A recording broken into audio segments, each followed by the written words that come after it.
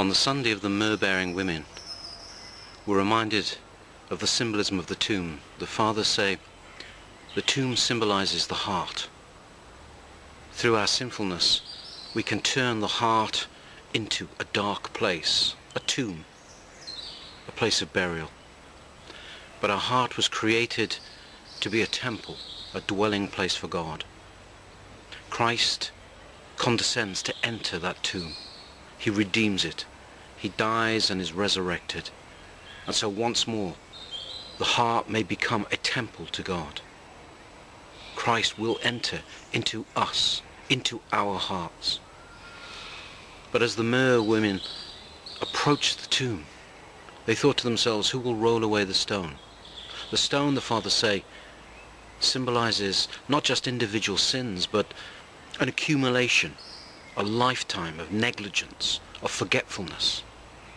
Just as a constant wearing away at the body can induce physical sickness, so too we can build a great stone that clogs, blocks the heart spiritually.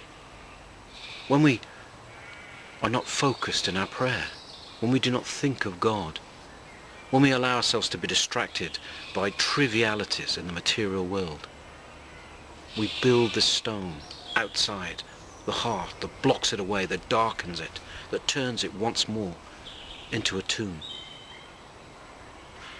But we mustn't lose heart. We must always have hope. Elder Ephraim says, hope banishes the demons.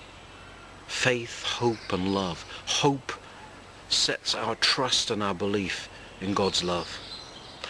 The myrrh-bearing women bought spices to anoint the body of Christ, but they weren't to be used. They went, set out, knowing a great stone had been laid before the tomb.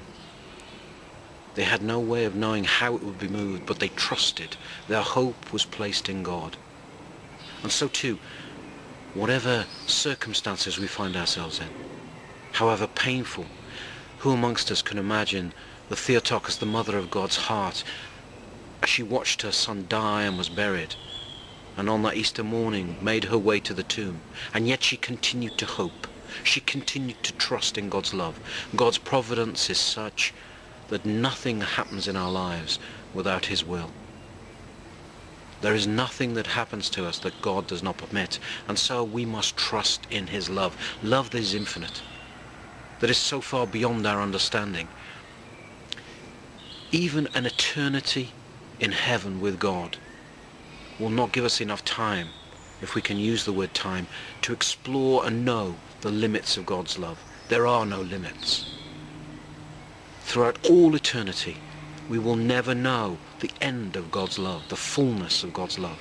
It goes beyond anything anyone can ever experience. And we need to allow that love to break into our reality, our darkness, the darkness of the tomb of our hearts, that it may once again be transformed, redeemed into a temple worthy of God.